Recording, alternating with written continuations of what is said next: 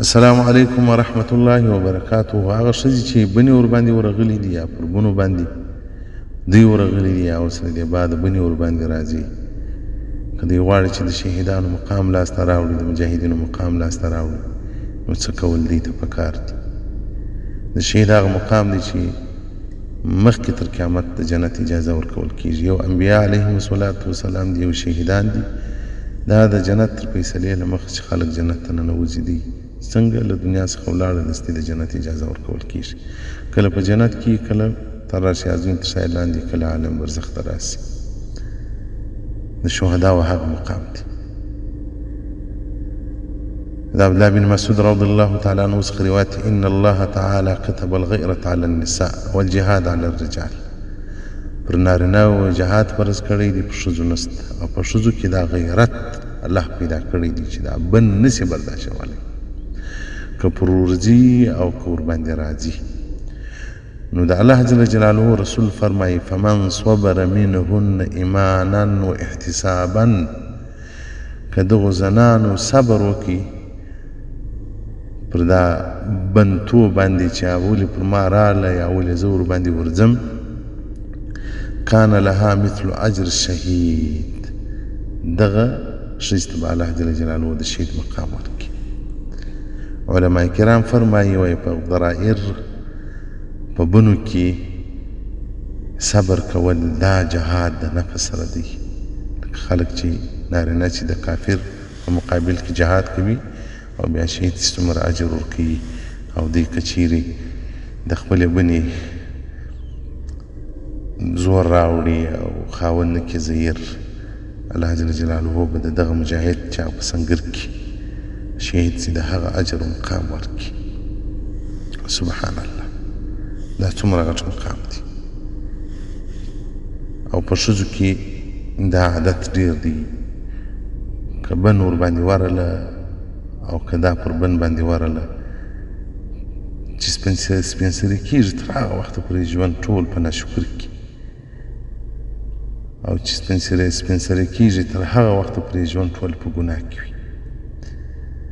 دا خو د الله تقدیر دی، دا د الله فیصله ده، د بنده په وس کې هیڅ نشته. دا چې در باندې راله، دا ستا تقدیر و ستا فیصلې تا ته راوسته، خاوند نه ده درته راوستلی. بل حدیث شریف کې راځي وایي که ښځه د خاوند اطاعت وکړي او پر تکالیفو صبر وکړي، په ورځ د قیامت به ورته وویل سي قیل لها ادخلي الجنه، و جنت ته ننوځه من ای ابواب الجنه، د جنت پر کومه دروازه چې ته ننوځي او ستا خوښ یې پر هغه لار باندې ولاړه سه. تاسو باور وکړئ که دنیا ټوله اور سي، سکروټه سي، او موږ ورباندې سجده باندې پرېوځو، تر قیامته پورې ژوند هم الله راکړي، نو پر اور سجده چې ټول بدن پر اور پروت وي، نو څونه به تکلیف وي. خو لا هم چې جنت ته سړی ورباندې ورسي، دغه تکلیف لږ دی. د اور سره مقابله ډېره ګرانه ده. که دنیا اور سي، سکروټه سي، او موږ ورباندې ګرځو عبادت کوو د الله جل جلاله، نو به څونه تکلیف وي، څونه به بدن سوځل کېږي، څومره به دردونه وي. خو لا هم جنت ته چې ورسو دا تکالیف پر لږ دي. نو چې یو ښځه یو زنانه د بنې په خاطر جنت ته ځي، بیا د ولې صبر نه کوي، ولې الله جل جلاله ته ځان نه تسلیموي.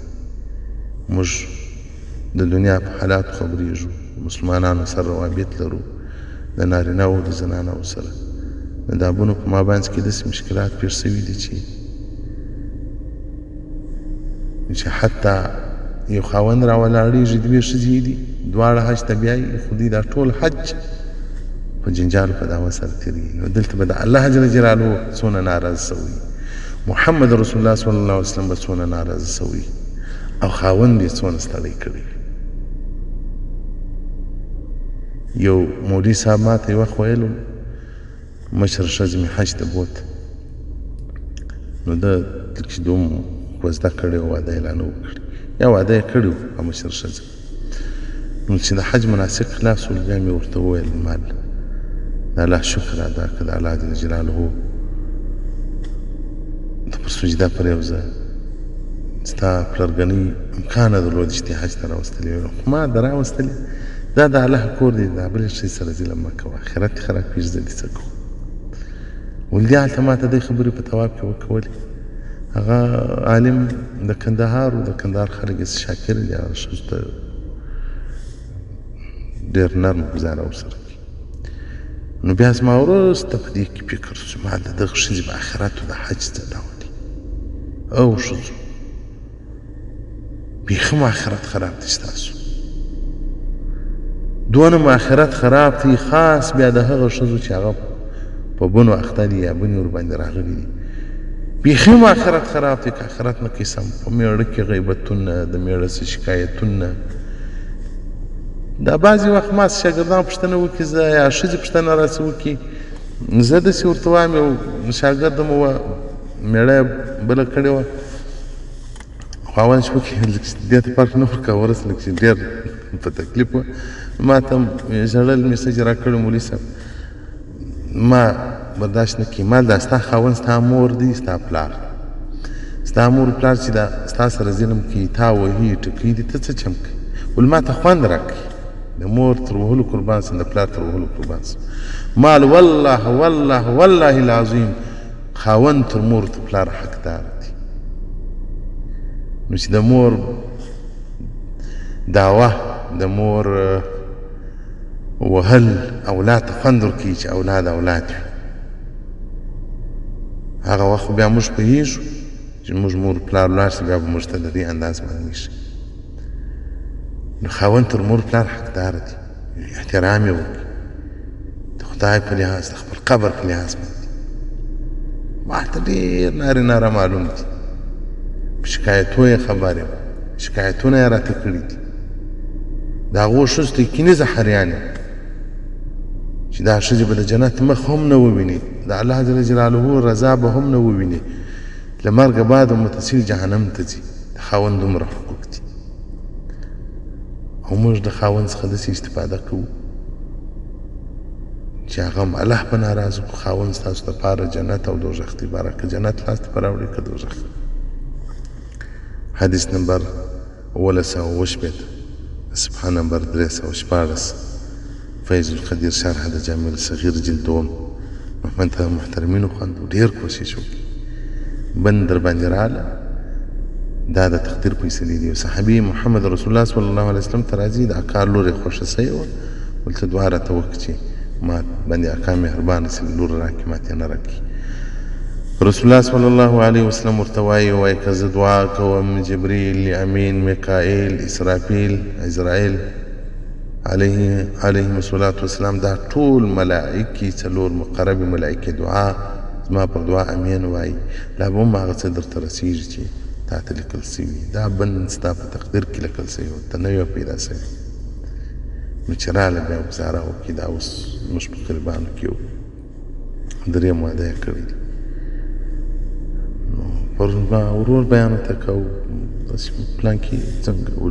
واده وکړي ده وله د زوی واده مې و ښځې مې کالي نه اغوستل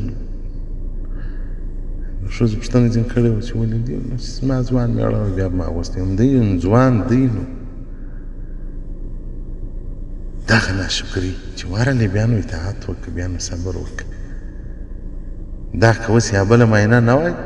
د دې سړي دغه یوه معاینه وای بیا دې هر ډول کالي ورته اغوستی بیا نه وایي سپین ږیری دی هماغه ځوان دی دې په سپین ږیري حساب کړی نو خصوص څه خطر دی چې هغه بند ده د هغې د زوی واده دی دا کالي نه اغوندي نو دل ګزاره یې دا ډول ده راسره چې نو کې طلا کوم له خلکو له خبرو له دغو شرمېږم نور ما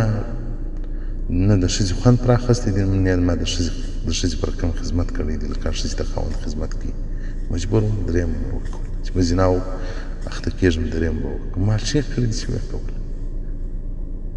دا واده د دوو شیانو دپاره دی د عافیت دپاره سړی له زنا په بچاو سي او د نسل دپاره سړی اولاد ډېر سي امت ډېر سي نو چې څوک په زنا اخته کېږي نو ګوره دا ښځې خپل ژوند خپله خراب کړي.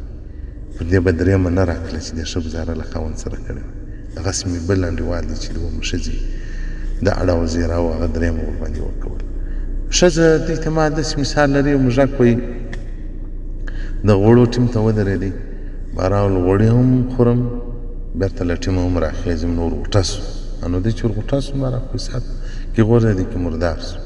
هم یې ځان مردار کړم یا غوړي مردار کړم. دې ته ما دا بني د اړه او د موږک مثال لري. هم ځان مردار کړم خاوند مردار کړم. خاوند ډېر حقدار دی سبحان الله. څومره حق چې الله جل جلاله خاوند ته ورکړی دی. نو که ښځې خاوند راضي کړي هغې ښځې ته موږ په دنیا کې د جنت سیری ورکوو او که خاوند ورسره ناراضه و هغه ښځې ته بیا دوژخ مبارک وي دوژخ ځای دی. والسلام علیکم ورحمة الله وبرکاته.